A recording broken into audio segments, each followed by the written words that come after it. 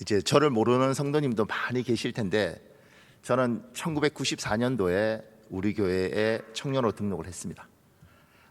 그리고 우리 교회 청년회장, 1청년, 2청년이 나눌 때 2청년 회장을 했습니다. 나이가 많은.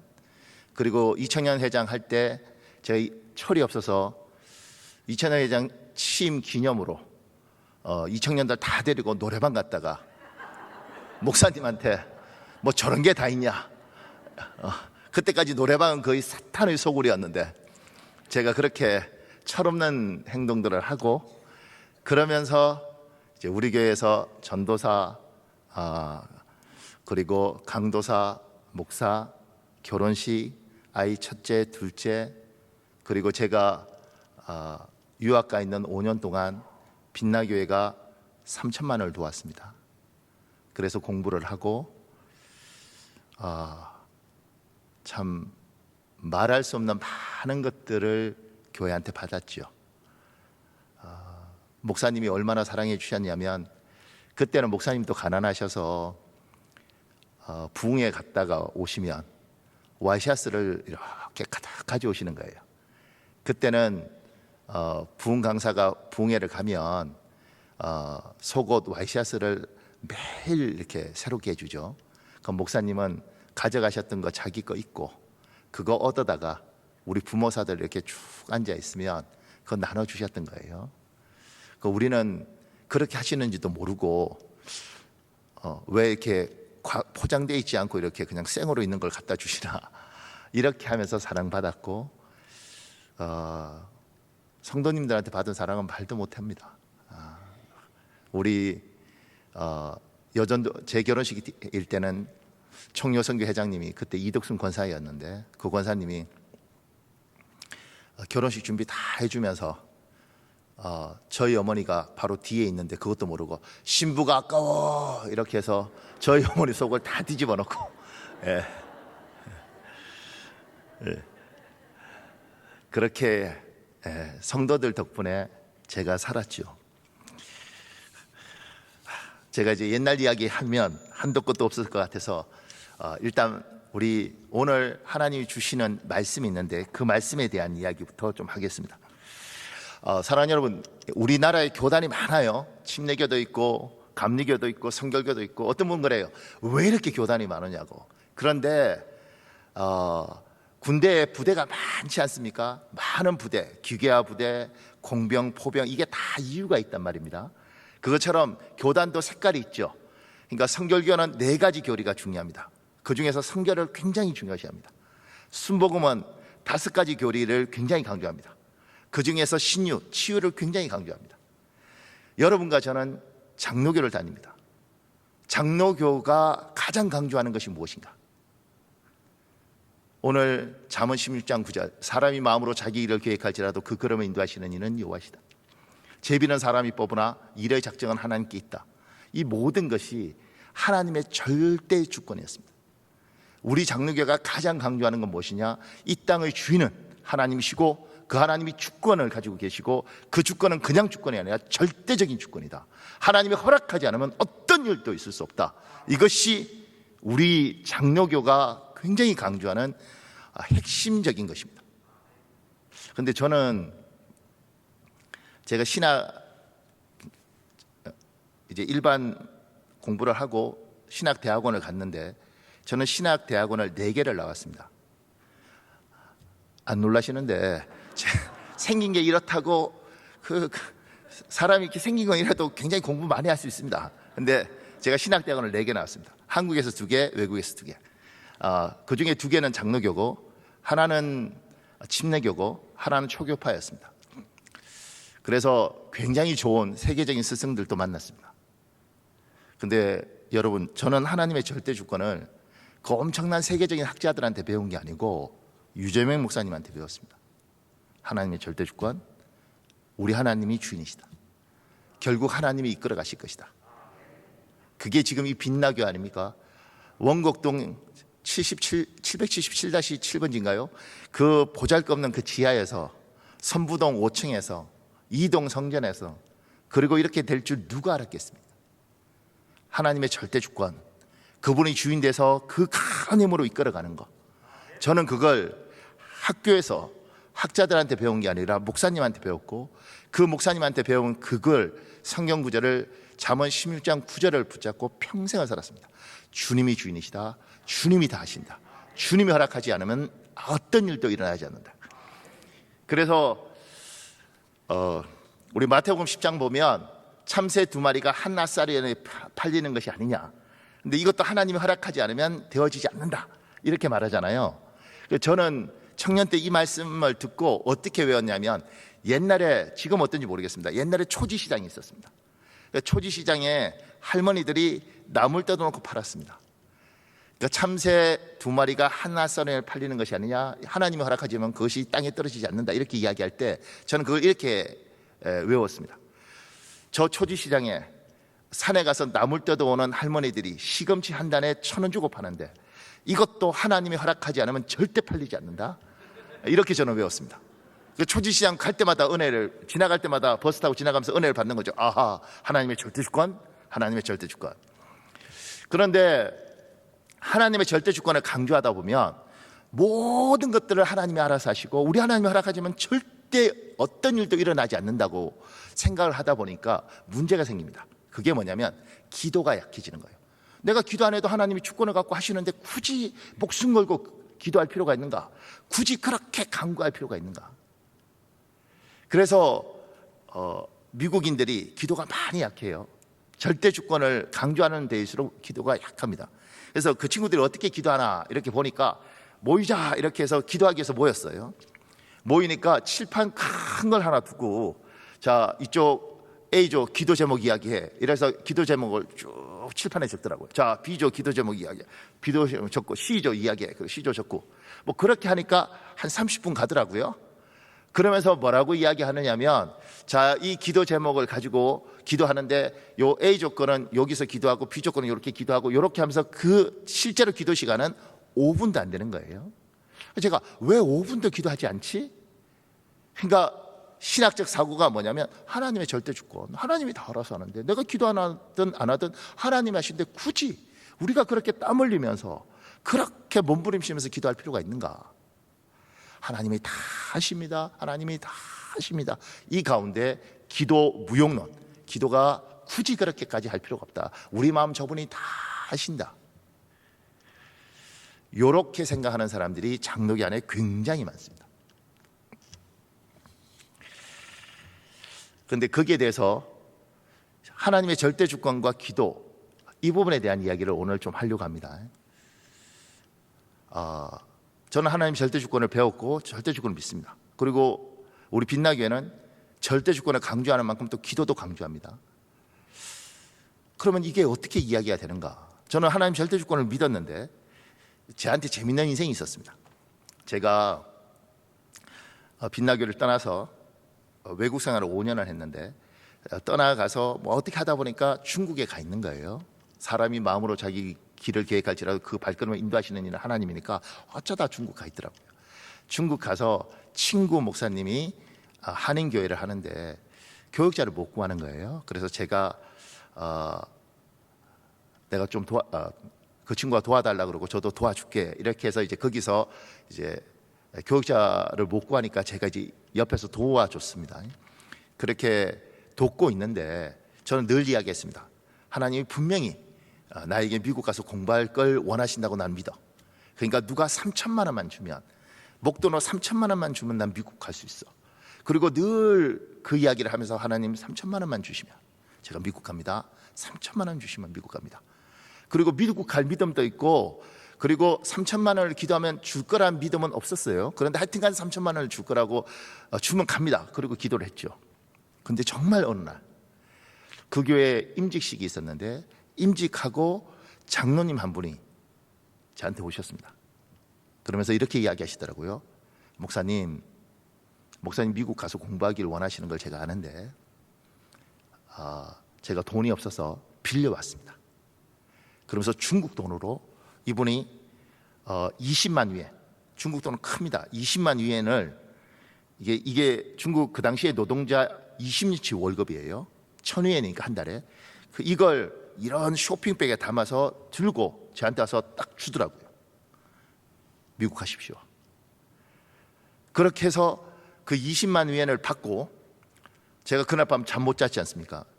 왜? 감사해서 잠 못 잔 게 아니고 이 돈 지켜야 되니까. 누가 도둑 넘으면 안 되니까. 중국 사람들 입장에서 20년치예요. 그래서 참 목사가 아주 재밌더라고요. 농문을 열고 이불을 다 꺼내놓고 이 20만 위엔을 넣고 이불을 다 올리고 농문을 닫고 그 앞에 앉아서 자는 거죠. 주여 이렇게. 그리고 그렇게 뜬 눈으로 거의 밤을 새고 그 다음날 아침에 은행에 넣었습니다. 그렇게 해야지 이제 나중에 미국 비자 나오고 이렇게 하니까. 그렇게 하니까 그 돈이 그 당시에 하나로 중국 1위엔이 150원이더라고요. 그러니까 3천만 원인가 3천만 원. 그래서 그 3천만 원을 들고 미국을 갔죠. 저는 3천만 원만 있으면 미국에서 공부할 줄 알았습니다. 근데 그때 모기지라는 사건이 터지면서 갑자기 그 당시에 1달러가 1,000원이었는데 1,700원 하는 거예요. 1,700원을. 여러분, 제가 머리숱이 굉장히 삼손처럼 많았던 사람인데 그때 하나 이렇게 돈 바꾸는 이렇게 환율 계산하면서 머리털이 이렇게 빠졌어도 공부해서 빠진 게 아니고 1,000원이 1,700원이 되니 그렇게 미국 가서 제가 3천만 원 갖고는 박사 과정을 끝낼 수 없다는 걸 알았습니다. 그리고 처음 이런 생각이 들더라고요. 3천만 원 준 것에 대한 감사가 아니고 기도를 하면 들어줄 줄 알았으면 한 1억 했겠죠. 그러니까 믿음이 없으니까 3천만 원 이랬는데 진짜 누가 3천만 원 갖고 올 줄 알았나요? 3천만 원을 그때 받으면서 기도를 내가 3천만 원 했는데 진짜 3천만 원밖에 안 주시는구나. 죄송합니다 하나님. 3천만 원이나 주시는데 제 입장에서는 3천만 원밖에 안 주시는 거죠. 그리고 또 하나는 제가 늘 하나님이 저는 개척할 스타일은 아니고 저는 청빙 목회를 하면 참 잘할 텐데 80에서 120명 정도 되는 성도가 있는 교회면 제가 가서 참 잘 부흥시킬 것 같습니다. 그러니 하나님 청빙 목회를 하는데 개척은 아니고 80에서 120명. 그리고 하나님 난 상가교회가 너무 싫습니다. 그러니 조그맣더라도 건물이 있는 그런 것을 주시면 참 좋겠습니다. 믿고 기도한 게 아니고요. 그냥 기도한 겁니다. 근데 제가 지금 저희 교회 13년 전에 담임 목사로 갔는데 가보니까 성도가 120명인 거예요. 그리고 조그맣게 교회가 지어져 있는 거예요. 아니 기도하면 들어줄 줄 알았으면 내가 120명을 달라고 했어 1200명을 달라고 그랬지. 그러지 않겠습니까? 하나님의 절대 주권이 분명히 있는데 우리는 그렇게 배웠는데 놀라운 건 뭐냐면 우리가 기도하는 것들을 하나님이 들으시고 그대로 하시더라는 거지. 그럼 이건 뭔가?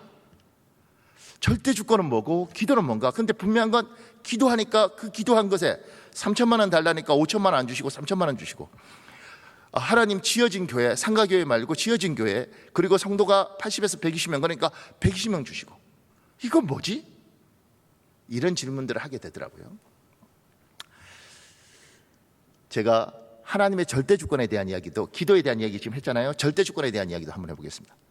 조금 전에 여러분과 제가 읽었던 성경 구절 잠언 16장 9절이 있고 잠언 16장 33절인데 잠언 16장 33절은 제비는 사람이 뽑으나 작정은 하나님께 뭐 이렇게 되어 있습니다. 근데 영어로는 We may throw the dice 이렇게 되어 있습니다. 우리는 주사위를 던질 수 있습니다. 그리고 어떤 성경에는 이렇게 번역하고 있습니다. Every decision depends on God 이렇게 이야기해요. 모든 결정은 하나님께. 요걸 번역을 이렇게 하더라고요. 주사위는 우리가 던질 수 있습니다. 어떤 단면이 나올지는 하나님이 결정하십니다. 그리고 Amplified 바이블이라는 그 성경에는 이렇게 구분합니다. 우리 눈이 보기에는 우연처럼 보이는 일도 다 하나님이 설계하신 것이다. 하나님이 계획하신 것이다. 이렇게 되어 있습니다. 이게 하나님의 절대 주권이라는 거죠.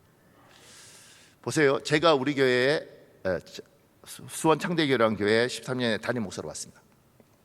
담임 목사로 왔는데 교회가 많이 어려웠습니다. 제가 너무 힘들어서 목사님한테 전화했을 때 목사님이 그러더라고요. 성도 한 5명 남아있냐 이렇게 이야기하더라고요. 그만큼 교회가 어려웠습니다. 그런데 목사님들이 사정상 다 없어지시고 장로님 4분이 교회를 지키셨습니다. 그런데 우리 교회는 합병한 교회예요. 두 교회가 합쳐서. 그래서 이쪽에서 장로님 2분, 이쪽에서 장로님 2분, 굉장히 DNA가 다른 분들인데 이 4분이 교회를 책임지고 이렇게 지키고 계신 거예요. 그런데 목사님들한테 상처를 많이 받았기 때문에 제가 갔을 때 이 장로님 4분은 무슨 생각을 했냐면, 잠깐 일단 목사님을 도와는 줘야겠지만 우리가 목사님을 잘 통제해야 돼. 그러지 않으면 교회가 문제가 생길 수 있어. 왜냐하면 상처들을 받았기 때문에. 제가 오니까 이분들이 제가 뭘 하려고 하면 운신의 폭을 좁혀야지. 어떤 사람인지 잘 모르잖아요. 그래서 청빙을 했지만 불안한 마음이 있었던 거죠. 그러니까 제가 목회를 어떻게 할 수 있겠습니까? 왜냐하면 장로님들이 신경이 곤두서 있는데. 근데요, 하나님의 절대 주권이라는 게 어떤 거냐, 제가 그걸 경험했습니다. 장로님 4분인데 한 분은 농협의 부지점장이었습니다. 근데 제가 간 그 해에 승진하셨습니다. 농업 지점장이 되셨죠. 그래서 수원에서 어디로 발령나냐면 포천으로 발령났습니다. 여러분, 포천요 멉니다. 거리상 가깝지만 차 막히면요 부산보다 멉니다. 포천으로 발령났습니다.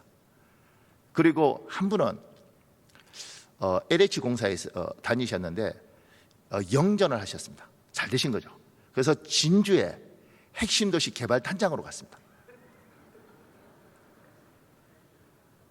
그 다음에 장로님 한 분은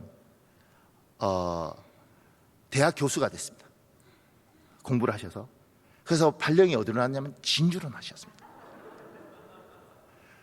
나머지 한 분이 계신데 이 한 분은 소를 키우시는 분이셨습니다.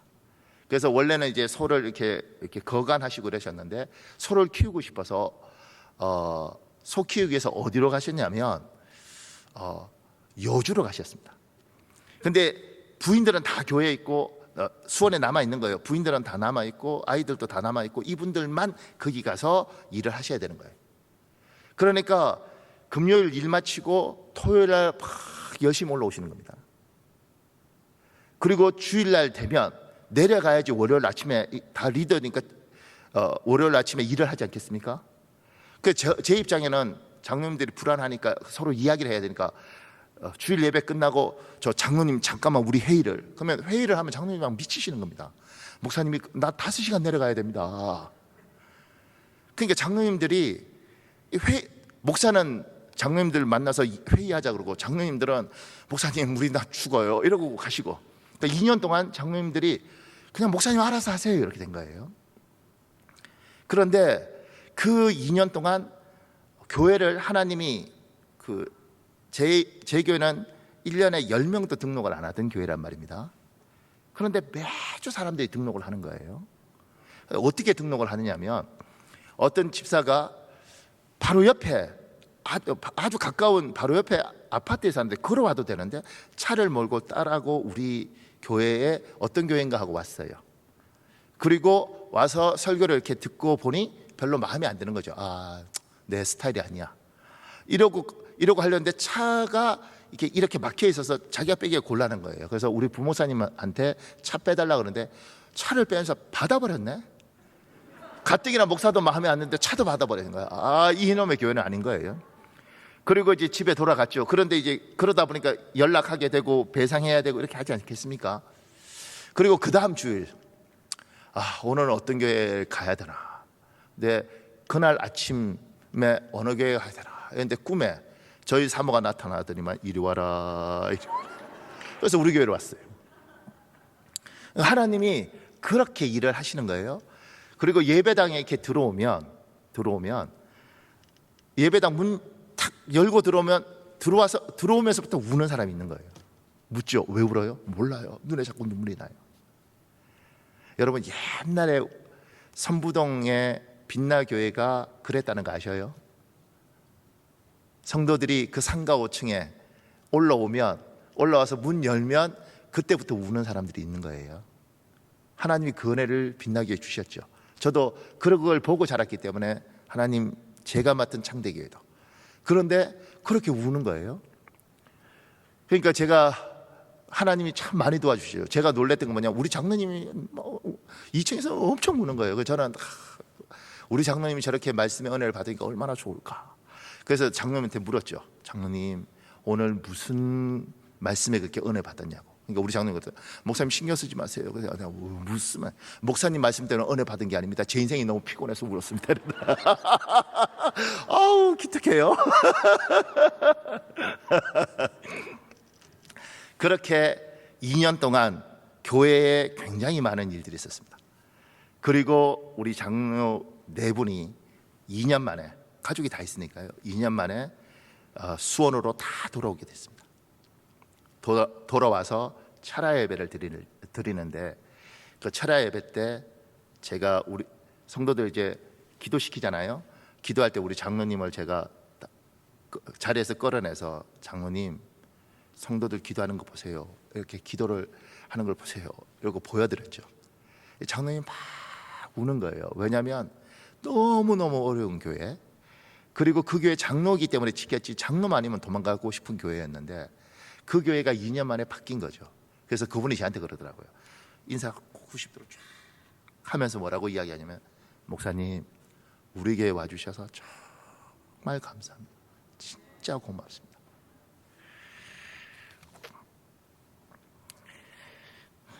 그러니까 하나님이 제가 잘한 게 아니고요, 하나님이 그렇게 하더라고요. 더 재밌는 거 있습니다. 우리 성도 중에 아주 까칠한 성도가 있는데, 그 성도가 이러는 거예요. 목사님, 어젯밤에 자기 꿈에 나타났대. 제가 그래서 그럼 내가 나타나서 뭐 하더냐 이렇게 물으니까, 목사님이 나타나더니만 앞치마를 탁 두르더니만 자기 집을 청소해 주더래. 그래서 제가 그랬죠. 그러니까 집사님, 나는 밤에 꿈에도 신방 다니니까 너무 피곤하다. 제발 힘들게 하지 말아라. 그러니까 그러면서 제가 그 생각이 들었어요. 영적으로 이 집을 하나님이 이렇게 깨끗하게 해주는가 보다. 이제 그런 생각이 들더라고요. 그러면서 그런 일들을 하는 거죠. 더 재밌는 건, 까칠한 성도가 꿈에 자기가 총을 하나 탁 들고 있더라는 거예요. 그러면서 상처가 많은 사람이니까 우리 부목사님 보면서 쏴주겠다 이러는데, 보다 보니까 부목사인데 못생긴 게 불쌍한 거예요. 넌 아니야. 다른 부목사를 쏴주겠다 이렇게 생각했는데, 얘도 불쌍해. 이렇게 해서 쏴 죽이고 싶은데 못 죽인 거죠. 근데 그 다음에 이제 제가 나타난 거죠. 목사님을 쏴주겠다. 그러니까 꿈에서 제가 이러더라는 거예요. 집사님, 나를 쏴. 괜찮아. 내가 뭘 했겠냐고. 나는 진짜 총 들면 도망갔겠죠. 나를 쏴. 집사님, 괜찮아. 그러니까 하나님이 교회를, 하나님의 주권을 가지고 이 아픈 교회를 건강한 교회로 하나님이 만들어 가더라는 거예요. 제가 기도한 게 아니에요. 하나님이 그렇게 해 나가더라는 겁니다.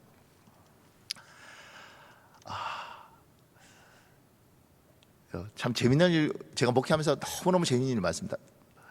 그런데 그러면 기도하고 하나님이 주권하고, 하나님이 주권을 그냥 이렇게 지금처럼 막 이렇게 하시면 되는데, 왜 하나님, 우리는 기도하라고 요구하는가?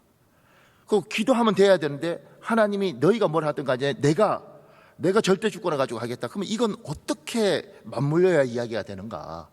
이게 맞물리지 않으니까 누군 그런 거죠. 하나님이 절대 주권이 다 하십니다. 여러분 가만히 계셔도 하나님이 알아서 하실 것입니다. 이렇게 이야기하고, 누군가는 죽도록 기도하십시오. 기도해야 됩니다. 이렇게 이야기도 하고, 이 두 개를 어떻게 맞춰야 되는가? 저희 교회에 제가 중국에 있을 때 만났던 조순족 아이가 있습니다. 여자아이인데 연변 과기대를 나온 아주 똑똑한 아이입니다. 이 아이가 한국으로 대학원을 왔어요. 근데 생활을 해야 되니까 저희가 저희 교회에 간사로 썼죠. 그리고 이제 대학원을 다니는 거예요. 근데 이 아이가 심령이 중국 조선족인데 한동대를 나오고 예수를 간 믿었고 심령이 너무 깨끗한 여자인 거예요. 근데 이 아이가 이제 우리 교회 와서 하나님의 은혜를 많이 받았습니다. 그러면서 이제 방언을 받고 기도를 한번 간절히 기도하는 거예요. 어느 날 이 아이가 이러더라고요. 목사님, 제가 기도하는데 하늘에 구렁이들이 너무 하더라는 거예요. 자기가 너무 무서워서 하나님, 그리고 막 기도했다는 겁니다. 그렇게 막 간절히 기도하니까 이 구렁이들이, 이 하늘에 이렇게 구렁이들이 땅으로 툭툭툭툭 떨어지더니만 막 또아리를 틀다가 쓱 사라지더라는 거죠. 그러면서 하늘에서 음성이 들리다는 거예요. 하나님 뭐라고 이야기하시면, 영이야, 그 아이 이름이 영이거든요. 영이야, 너의 기도로 이렇게 되었답니다. 우리 에스겔 36장이 있는데 36장 36절 37절 혹여 띄워줄 수 있나요? 여러분이 읽어보겠습니다. 에스겔 36장 36절 여러분 읽으십시오. 시작.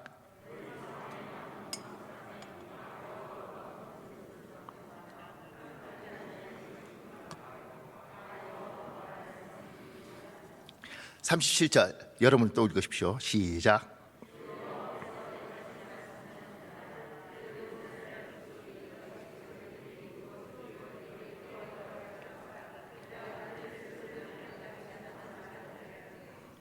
(36절) 끝에 이렇게 되어 있습니다. 나 여호와가 말하였으니 이루리라. (37절) 이렇게 되어 있습니다. 그래도 이스라엘 족속이 이같이 자기들에게 이루어 주기를 내게 구하여야 할지니라. 제가 여러 가지 성경 번역본이 있습니다. 한글 킹 제임스 버전 띄워줄래요? 요거 여러분 읽어볼래요? 시작.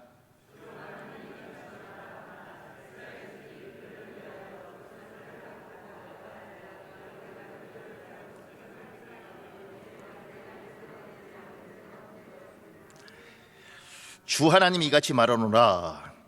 이스라엘 집이 그들을 위하여 그것을 해달라고 구하여야 내가 그들을 위하여 그것을 행하리니. 우리 하나님은 우리에 대한 좋은 계획을 가지고 계십니다. 근데 우리 하나님은 인격적인 하나님입니다. 인격적인 하나님은요, 달라고 그러지 않는데 막 주잖아요. 제가 보니까 달라지 않은데 주면 고마움도 모르고 감사도 모르고 심지어 투덜도 그럽니다. 그래서 하나님이 좋은 계획을 세워두고 우리에게 이야기하죠. 구해라 얘야, 간구해라 얘야. 나는 충분히 주고 싶다. 그런데 네가 원하는 것들, 네가 바라는 것들을 이야기하면 내가 주겠다. 그래서 하나님이 우리에게 성령을 주시고 성령께서 우리 마음에 소원을 두고 기도하게 하셔요. 하나님, 저처럼 3천만 원만 주면 유학 가겠습니다. 하나님, 저에게 80에서 120명 정도 되는 성도를 주시면 제가 잘하겠습니다. 우리 마음에 소원을 두고 기도할 때 하나님은 좋은 걸 계획하고 있고, 그 소원을 성령께서 우리 마음에 주시고 우리가 이걸 두고 기도할 때 하나님이 그것을 우리에게 주시면 우리 속에서 내가 기도한 게 있고 하나님이 선물로 주셨다면 이 두 개가 맞아떨어지는 거죠. 하나님이 여러분에 대한 좋은 계획이 있습니다. 그런데 그 계획은 여러분의 기도를 통해서 하나님이 이루시기를 원합니다. 저는 이제 이 주제 넘은 말일 수 있지만 저한테는 여기가 친정이거든요. 제 모교회고, 제가 유재민 목사님을 안 만났더라면, 그리고 우리 성도들한테 이렇게 사랑을 안 받았더라면 저는 아마 굉장히 많이 망가졌을 겁니다. 설사 목사가 됐다 할지라도 굉장히 상처 많은 목사가 됐을 겁니다. 좋은 어른, 좋은 성도들 만나서 하나님 앞에 참 말할 수 없는 은혜를 받았죠.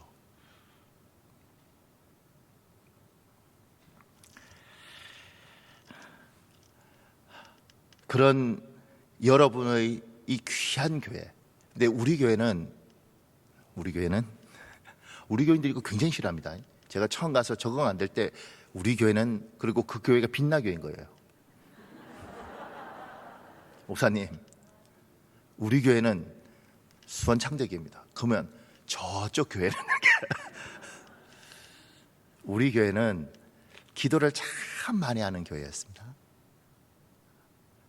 그리고 그 기도하던 많은 권사님들이 우리 교회에 있었죠. 그리고 아마 지금도 계시죠. 그리고 그 기도가 교회를 바쳐서 이만큼 왔습니다. 기도 훈련이 많이 되어 있는 교회죠. 근데 제가 보니까 교회 사이즈와 기도가 같이 가야 되더라는 거예요. 지금 한국 교회가 왜 힘드냐면 저는 이렇게 생각합니다. 기도의 양과 교회의 크기와 기도의 양이 안 맞아요. 크면 기도도 커야 되는데 교회는 큰데 기도는 옛날 기도하던 사람만 기도하더라는 거죠. 옛날에는 교회에서 권사님들이 주무시면서 기도 많이 했습니다. 근데 요새는요, 권사님들이 다 집에서 주무시는 걸 원하십니다. 제가 어느 날 제가 수원 창대교회에서 목회하면서 하나님이 저한테 이런 말씀을 하시는 것 같더라고요. 저희가 이제 300명 정도 이렇게 성도가 작년에 출석할 때 하나님께서 더 커지면 너 행복하지 않을 수 있다. 왜 그런 말씀하실까? 그 중에 하나가 얘야 너의 그릇이 아직 작고 너희 성도들이 그릇이 작다. 또 하나가 너희가 너희 교회의 영적인 것들을 기도로 바쳐야 되는데 성도들이 그만큼 기도하지 못한다. 300명까지는 괜찮은데 더 크면 기도량이 더 필요한데 그렇지 못하다. 그러니까 빛나교회가 이렇게 커졌는데 기도하던 어른들, 권사님들, 우리 구두성 권사님, 이용순 권사님 많잖아요. 박태수 권사님 한두 분이십니까? 그 기도하던 권사님들이 제가 보니 많이 늙으셨을 거라고요. 그리고 그분들의 기도로 우리 교회가 이만큼 왔을 거라고요. 그러면 이제 40대, 30대, 40대, 50대들이 기도로 받쳐줘야지 이 거대한 교회가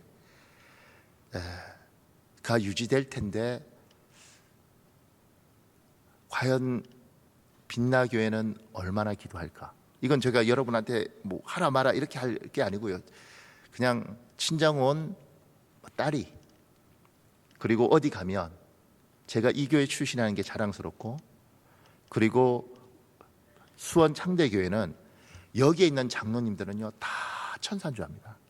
제가 하도 좋은 말을 많이 해서 그리고 이 교회 생각할 때는 그 사람들은 머릿속에요 너무 아름다운 교회를 생각합니다. 왜냐하면 제가 아름다운 이야기만 했기 때문에 그렇습니다. 여러분 이렇게 피식피식 웃으시면 안 됩니다. 여러분 아름다운 우리 교회에서는요 수원 창대교회에서 여러분은 우리가 가야 될 교회고 우리의 미래의 교회입니다. 제 교회 홈페이지 보면요 제가 동경하는 목회 유재민 목사님을 스승으로 삼고 안산 빛나와 교회 같은 교회 이게 우리 교회 홈페이지에 적혀 있습니다.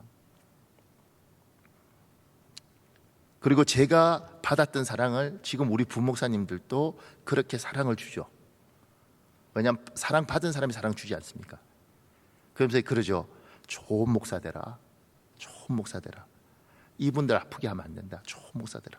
나도 내 고향 사람들 내가 연락하고 이러진 않지만 그 사람들 안 아프게 하려고 내가 노력한다. 내가 잘못되거나 내가 무너지면 빛나교회 사람들 중에 우는 사람 많다. 저거 우리가 결혼할 때마다 부조해주고 우리가 지위해서 기도해주고 그런데 우리를 이렇게 아프게 할까? 그래서 내가 스승을 실망시키시고 싶지 않고 하나님을 실망시키지 않아야겠지만 스승을 실망시키지 않고 내 고향 사람들을 실망시키지 않게 해서 내가 진짜 노력한다. 너희들도 사랑 많이 받으니 좋은 목사 되라 제발. 그냥 되는 거 아니다.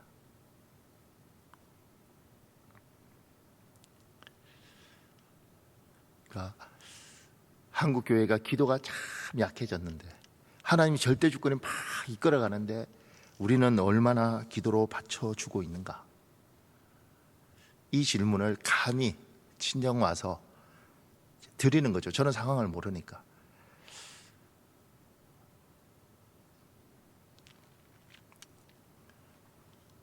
제가 또 한 가지 하고 싶은 이야기가 있는데요. 여러분에 대한 이야기, 제 개인적으로. 저는 42살에 담임 목사가 됐어요. 그런데 41살까지는 남들이 볼 때는 전 세계에서 성교학으로 제일 좋은 학교, 그런데 박사과정 이러니까 보기 좋아 보였지만 저는 목회를 하고 싶었습니다. 목회를 하고 싶었는데 목회를 하는 게 아니라 늘 연단만 받는 겁니다. 인생이 중국에 가서 중국 사람한테 밟히고 필리핀 가서 필리핀 사람한테 밟히고 미국 가서 미국 사람한테 밟히고 이러면요 참 인생 힘듭니다.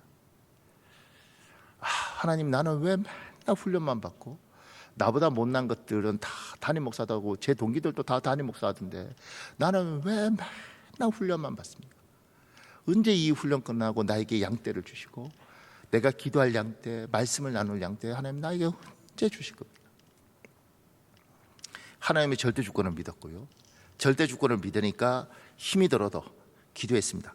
이 두 가지를 계속 병행하면서 가긴 갔는데 마음이 너무 힘들더라고요. 왜냐하면 눈에 보이는 게 없으니까.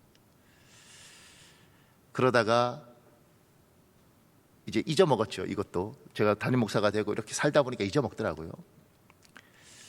그리고 저희 교회 작년이 300명쯤 되고 교회 별관을 짓고 주위에 많은 사람들이 목회 잘한다는 이야기 하던 어느 날 새벽에 제가 이제 기도를 하다가 갑자기 이런 생각이 들더라고요. 갑자기 무슨 생각이 드느냐면, 가만 생각해 보니까 내가 몇 살에 담임 목사가 됐지? 이런 생각을 하더라고요.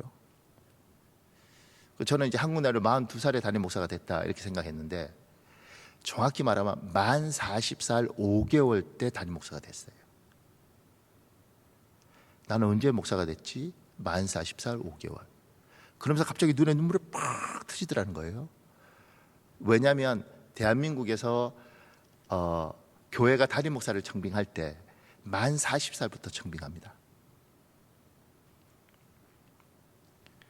만 40살 5개월, 하나님은 가장 좋은 것들을 계획하시고 저에게 기도시키시고 그걸 주셨는데, 그걸 저는 받았는데 그 받기 전까지, 받은 줄도 몰랐죠. 받고 나서도 나는 늘 힘들었어. 나는 너무 힘들었어. 나는 중국 놈들한테 밟히고 필리핀한테 무시당하고 나는 미국에 이 고생을 하고 나는 진짜 인생 너무 힘들었어. 나는 정말 피곤해. 내가 40 넘어도 나는 연단과 훈련만 받았어. 이랬는데 어느 날 기도하다가 하나님이 40살 가장 빠른 나이에 나에게 담임 목사를 주시고, 우리 동기들이 한 100명 되는데 신학대학원 동기들 중에 가장 좋은 소리 듣는 건강한 목회를 한다는 이야기를 듣게 하시고,